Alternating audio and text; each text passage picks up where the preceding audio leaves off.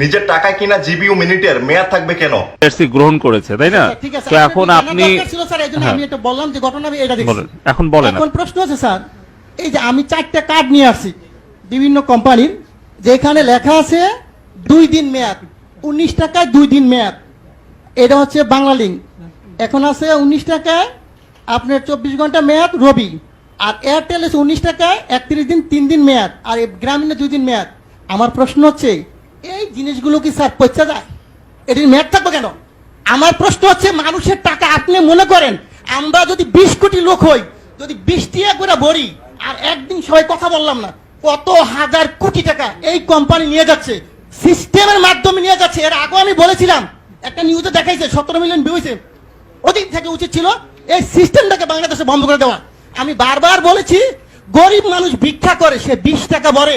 আপনি হয়তো জানেন না, আজকে বললাম সে তার মা মারা গেছে, বাপ মারা গেছে, সে কথা বললো না, তার মানে আমার টাকা চলে যাবে? হয় কেন?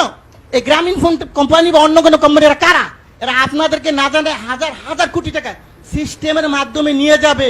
এটা কিন্তু স্যার সহ্য করার মতো না। প্রথম প্রশ্ন হচ্ছে এটাকে আজকের মিটিং এর পর থেকে কিছুক্ষণ পরের মতো আপনারা দিবেন, যাতে বাংলাদেশের কোন জনগণের একটি টাকা যাতে না যায়। এটা আমার দাবি। কত হাজার কোটি টাকা আপনি এই ব্যবসাটা আমাকে দেন, লাইসেন্সটা আমাকে দেন। আমার যে ব্যবসায়ী আছে 15 লক্ষ বাংলাদেশ, আমি কিন্তু লাইসেন্সদারি প্রতিষ্ঠান, আমার এফবিসি এর মেম্বার। এই লাইসেন্সটা আমাকে দেন, আমি বাংলাদেশে ব্যবসা করি। এই টাকা আপনার সরকারি খাতে কত টাকা লাগে আমি দিব, এই কোম্পানিকে পাচার করার জন্য দিব না স্যার। এই জনগণের টাকা পাচার করে তারা নিয়ে দেবে, এটা আমি দিতে রাজি নাই। কিন্তু আমাকে মেরে ফেলেন, কোনো আপত্তি নেই। সো এই টাকা পাচার কোনো সিস্টেম নাই স্যার। আরেকটা জিনিস আপনাকে বলবো স্যার, আপনি যেটা আজকে পেয়েছে আমি ভাগ্যবান যে আপনি শুনবেন। আমরা যখন এই ব্যবসা শুরু করি 27 টাকা কমিশন ছিল, 27 টাকা। তার সরকারি কর্মকর্তা যিনি 2000 টাকা বেতন পেয়েছে, তার বেতন এখন 20,000 টাকা। কিন্তু এখন কত স্যার? আমাদের কিন্তু সেই 27 টাকাই রাখছেন। আমাদের কি কমিশন বাড়বে না স্যার? আমার প্রশ্ন হচ্ছে আপনারা অবশ্যই একটু কমিশনের ব্যাপার ব্যবস্থা করেন, যে যাদের একটু ব্যবসা করে তারা। আমরা সবাই শিক্ষিত ছেলে স্যার, এখানে প্রায় 15 লক্ষ ব্যবসা করি।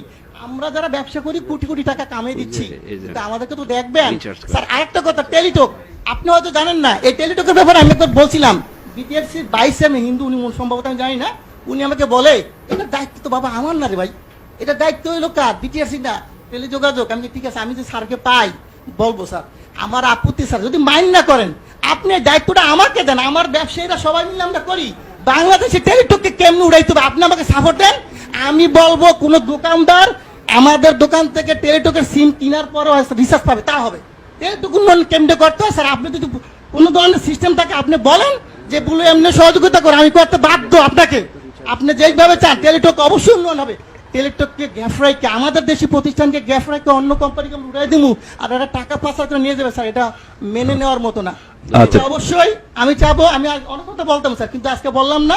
এই বিষয়টা আমি চাই যে আপনি টেলিটকের উন্নয়ন করেন, দেশের টাকা দেশে থাকুক। আর এই গ্রামীণ কোম্পানি বা অন্যান্য কোম্পানি মিনিট যে সিস্টেম করে নিয়ে যাচ্ছে, এটা স্যার বন্ধ। যে কিনা সঠিক চুরির ব্যাপারে আপনি সত্য কথা বলেছেন, ঠিক এই কথাটা বিদ্যুৎ মিটারের ব্যাপারও বলেন। যারা কিনা আমাদের মতো সাধারণ মানুষদেরকে ঠকাচ্ছে, তাদের আসল রহস্যটা ফাঁস করা উচিত।